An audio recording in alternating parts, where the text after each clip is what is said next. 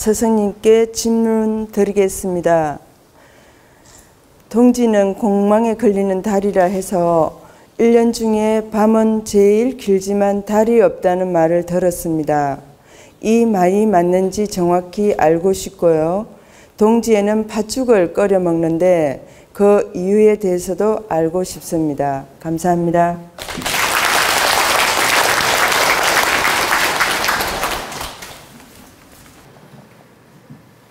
동지는 음력으로 대체적으로 11월 달에 들어있고, 음력으로 11월 달에 들어있고, 양력으로는 12월 22일이나 23일, 항상 양력은 거의 똑같습니다. 그러니까 여러분들이 이 절기에 대해서 하나 알아두셔야 될 건, 입춘, 우수, 경칩 이런 절기, 모든 24조로 절기는 음력으로 만들어진 게 아니고 양력 기준으로 만들어진 것입니다. 이걸 아는 분도 있고 모르는 분도 있는데, 양력으로 24절기가 만들어진 것입니다. 그래서 입춘은 2월 4일 내지 5일에 항상 들어오고, 동지는 12월 22일에서 23일. 그러면 입춘이 왜 양력으로 2월 4일에서 5일 하루 차이가 있느냐? 그 양력이 짧은 날도 있고 짧은 달도 있고 하루가 더 긴 달도 있죠. 이런 현상 때문에 2월 4일에 입춘이 들어올 때가 있고 2월 5일 날 입춘이 들어올 때가 있습니다. 그처럼 동지도 양력으로 12월 22일에서 23일 날 동지가 들어옵니다. 그러니까 음력은 늘 바뀌겠죠. 그래서 애기동지, 중동지, 노동지 이런 말이 있는 것입니다. 애기동지는 11월 10일 이내에 들어오는 걸 애기동지라 하고, 우리가 이제 중동지, 그러니까 소위 말하면 성장 동지죠. 중동지는 11월 10일부터 20일 사이, 그리고 노동지라고 하는 건 11월 20일부터 30일 사이. 그럼 이번에는 노동지죠. 그래서 이제 노동지. 그래서 소동지, 중동지, 노동지, 말동지. 이건 표현은 자기 각기 알아서 하는 겁니다. 그러니까 애기동지다, 어른동지다, 노인네 노동지다, 또 소동지다, 중동지다, 말동지다, 이런 식으로 표현하기도 하고. 그래서 11월 10일 이내, 11월 20일 이내, 11월 30일 이내, 요거에 따라서 이제 초동지, 중동지, 말동지 이렇게 표현할 수도 있습니다. 그러니까 음력은 이 정도로 날짜 차이가 납니다. 그러나 양력으로는 12월 22, 23일이라고 생각하시면 돼요. 근데 이제 지금 질문자께서 동지가 공망이 들었기 때문에 아까 없는 달이다 이런 말을 어디서 들으셨는데, 그것은 우리 질문자께서 잘못 이해를 했거나 잘못 전달받았을 수도 있습니다. 제가 이걸 바르게 잡아줄 텐데, 우리가 육식갑자 중에서 갑자순 중에서는 우리가 그 술해가 공망입니다. 술해, 갑자순중. 그러면 갑자순중이란 말은 갑자울축, 병인종묘, 무진기사, 경호신미, 임신, 계유까지 천간이 끝나고 나머지가 다시 갑술로 갑니다. 그러면 지지는 12개고 천간은 10개이기 때문에 2개가 남지 않습니까? 이 2개 남는 게 바로 공망이에요. 그래서 갑자순 중에는 수레가 공망이고 또 갑술순 중에는 신유가 공망이고 갑신순 중에는 또 갑오순 중에는 진사가 공망이고 또 갑진순 중에는 인묘가 공망이고 갑인순 중에는 자축이 공망입니다. 그러면 자축이 공망이 되려면 갑인, 을묘, 병진, 정사, 무호, 기미, 경신, 신유, 임술, 개해, 갑자, 을축.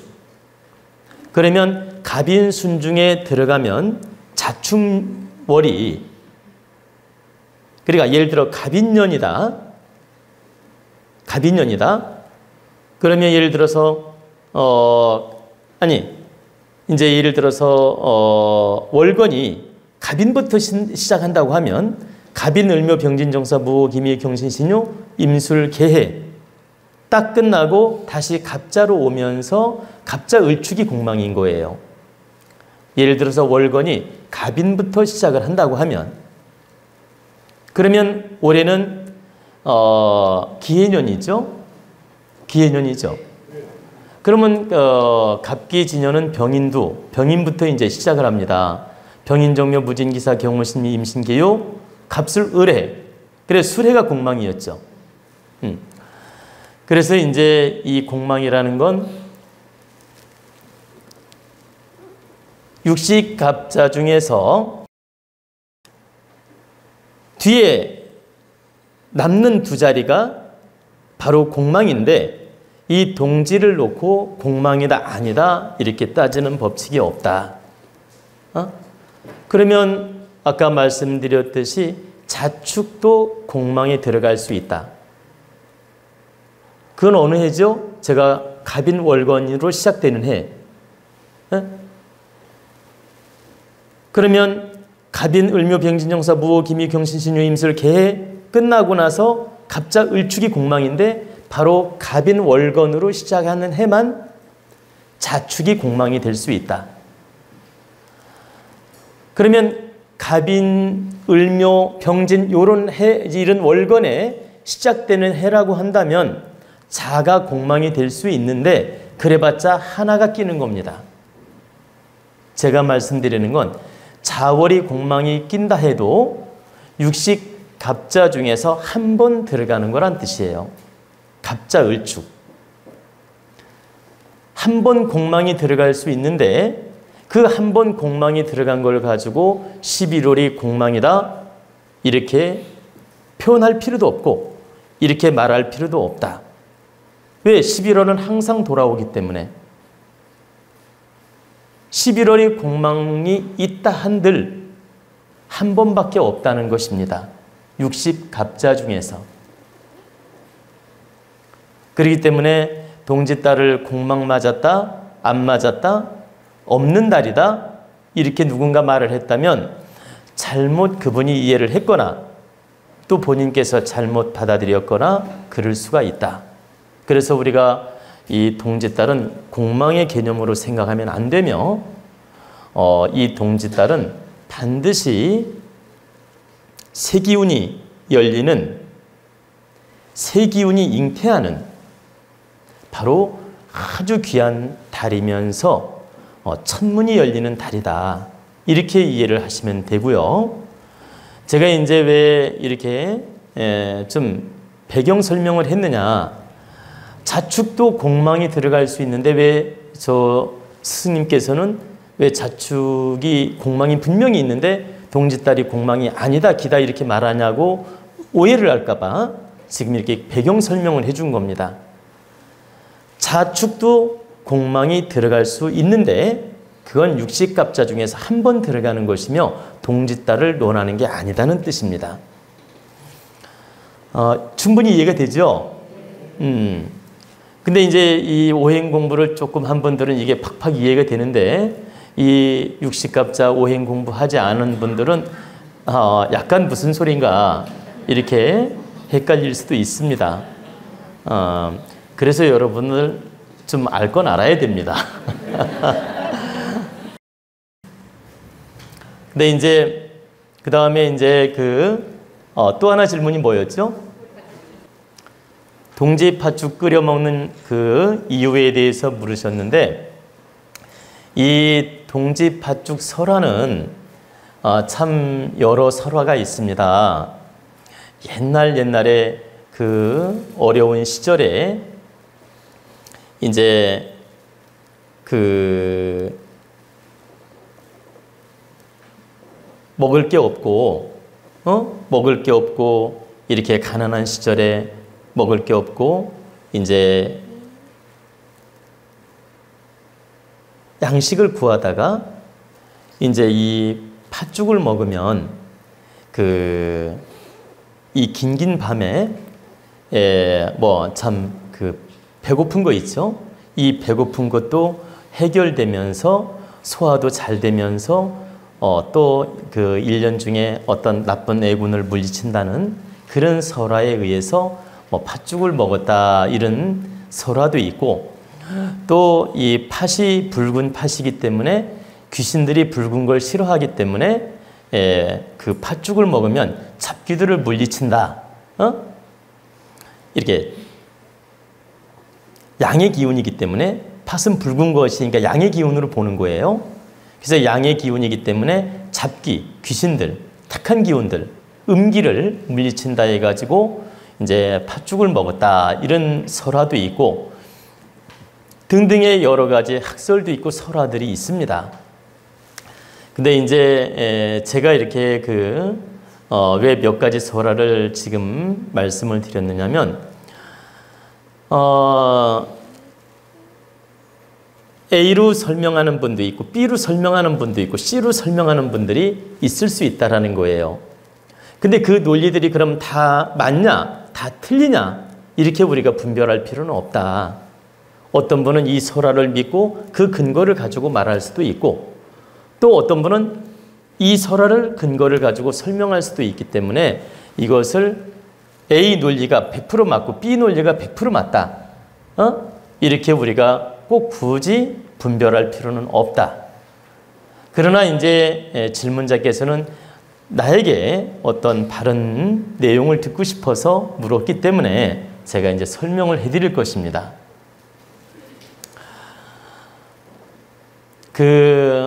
우리가 동지 때 팥죽을 끓이는 것은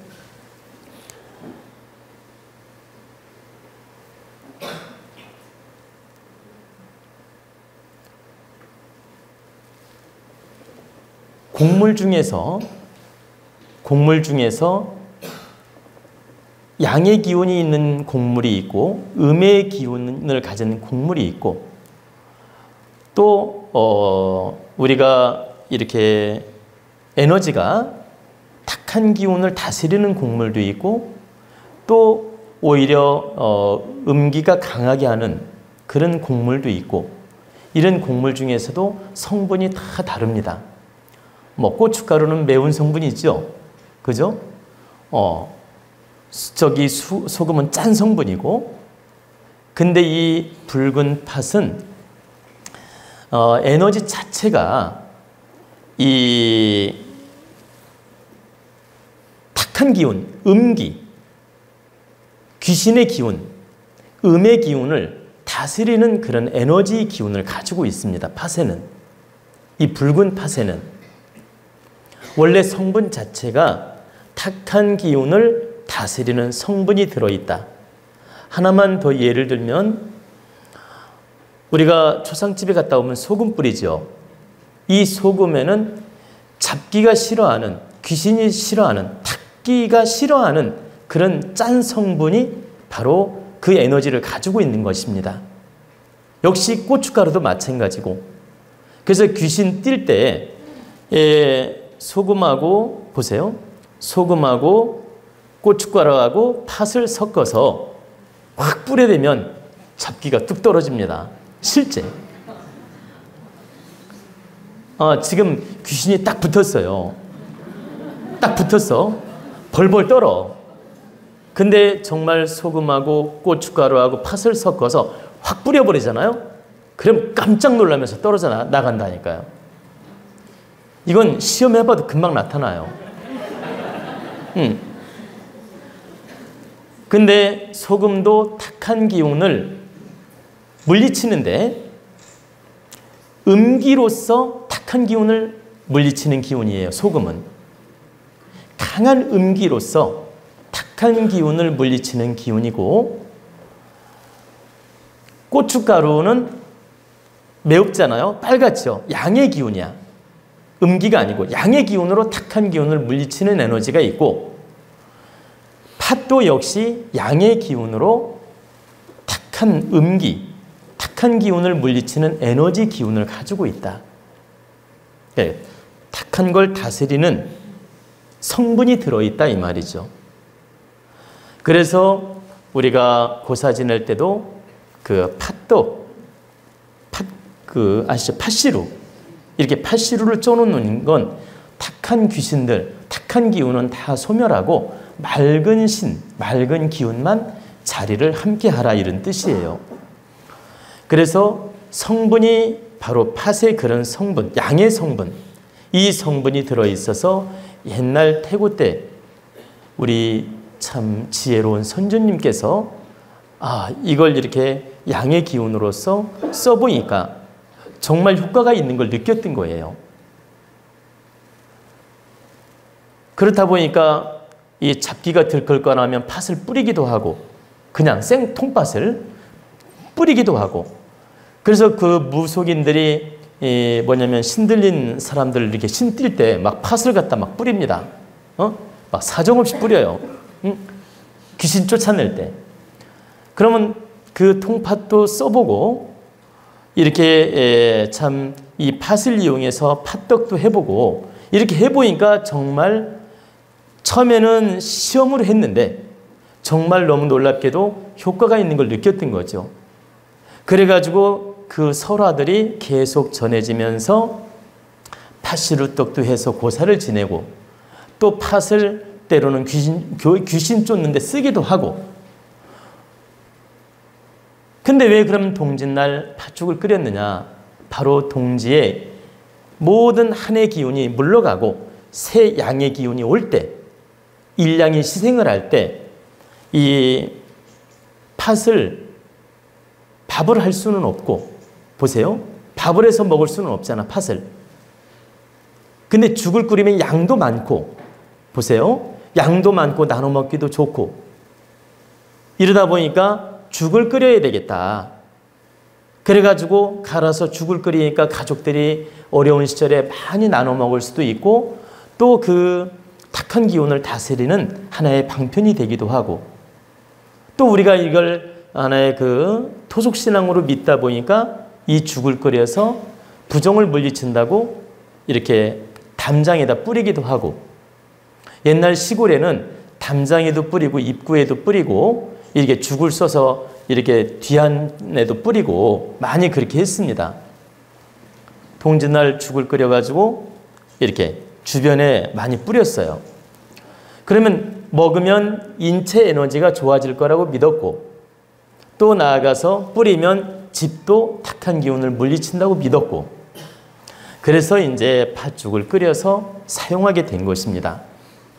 근데 팥죽만 끓여 먹다 보니까 너무 허전한 거예요. 배가 별로 안 부르고. 그러니까 거기다가 뭐를 집어넣으면 좋겠다 싶어가지고 새알을 만들어가지고, 그 알죠? 옹심이를 넣어가지고 죽을 끓이니까 배도 부르고 팥죽도 먹고 너무 맛도 있고, 그러다 보니까 옹심이를 만들어 넣었죠.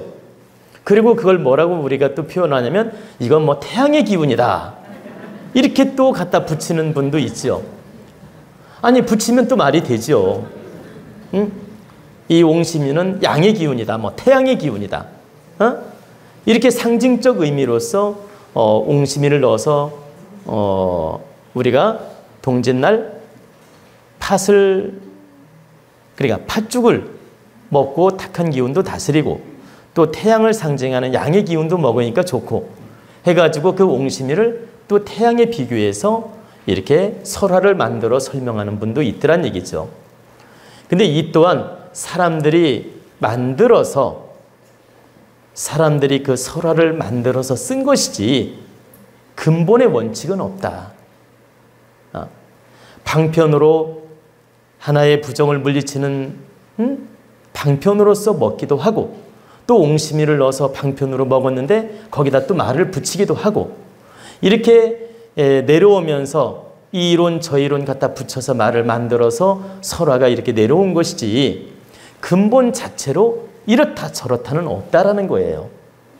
다 후인들이 자기 잣대로 이건 부정을 물리치는 거야, 이걸 뿌리면 좋은 거야, 팥은 소화도 잘 돼서 좋아, 건강에도 좋아, 나쁜 기운을 물리치니까 좋아, 붉은색이라 양의 기운이니까 음기를 물리치는데 좋아, 또 옹심이를 먹으니까 배는 불렀는데 뭔가 명분을 만들어야 되겠는데 이걸 태양의 기운으로 명분을 만들고, 또 때로는 뭐 아래 기운으로 만들고, 이렇게 이론을 설화를 만들어서 많은 학자들이 그게 진짜 진리인 것처럼 설명하고 있다. 근데 여러분들이 아셔야 될 건, 팥은 탁한 기운을 물리치는 양의 곡물이다. 그래서 양의 곡물로서 바로 일양이 시행을 할 때 그걸 먹음으로써 건강에도 도움이 되고 탁한 기운을 물리치는 에너지 작용이 있기 때문에 우리가 그걸 믿게 됐고, 그 설화를 믿다 보니까 우리는 동짓날 팥죽을 끓여서 먹게 됐다고 이해를 하시면 되는 겁니다. 그리고 우리 그 플라시보 효과 아시죠? 뭐 노시보 효과도 있고, 플라시보 효과는 긍정 효과죠. 노시보 효과는 부정 효과고. 그럼 우리는 플라시보 효과라는 게 있어요. 아, 팥죽을 먹으면 나쁜 해구를 물리칠 거야, 그리고 건강에도 좋을 거야, 이렇게 플라시보 효과를 누리는데도 도움이 되죠. 그래서 우리가 그걸 동지 팥죽을 갖다 부정적인 시각으로 노시보 효과를 만들 필요는 없다. 선조님들이 그 설화를 만들어서 이렇게 우리에게 전해 주었든, 원래 근거가 있든 없든 그 플라시보 효과도 있고, 또 실제 논리적으로 풀어볼 때 근거성도 있기 때문에 우리는 그걸 순수하게 믿고 하나의 풍속도로서 따르면 된다는 것입니다. 이렇게 좋은 풍습으로 따라서 믿고 따르면 에너지도 좋아지고, 또 그걸 따라서 우리에게 득이 되면 됐지 나쁠 건 없으니까 우리가 긍정적으로 플라시보 효과로 믿으면 된다, 이렇게 받아들이면 된다는 뜻입니다. 그리고 이제 동짓날 팥죽 끓여 먹지도 않고, 예를 들어서 팥죽을 뿌리지도 않고 그 동지 팥죽에 그 옹심이도 안 먹고, 예를 들어서 그냥 내가 굵은 수금을 한 대 사서, 보십시오, 나쁜 애구는 다 물리쳐야 되겠다 해가지고 굵은 소금을 한 대박 사가지고 동짓날 주변 집 돌아가면서 다 한 바퀴 뿌리고, 또 이 굵은 소금을 보십시오, 속옷 같은 거 이제 좀 준비해가지고 소금을 좀 뿌려가지고 그냥 소지를 해서 올렸어요. 예를 들어서 이것도 동지 팥죽 한 그릇 안 먹고 동지 팥죽 안 뿌려도 이것도 플라시보 효과도 있을 뿐만 아니라 실제 애군, 탁한 기운을 물리치는 효과가 있다라는 것입니다. 그러니까 꼭 동지 팥죽만 먹거나 이 팥만 시너지가 있는 게 아니고, 바로 굵은 소금이든 또 다른 곡물이든 내가 긍정적인 마인드로서 바르게 쓴다면 역시 효과가 있을 수 있다는 것입니다.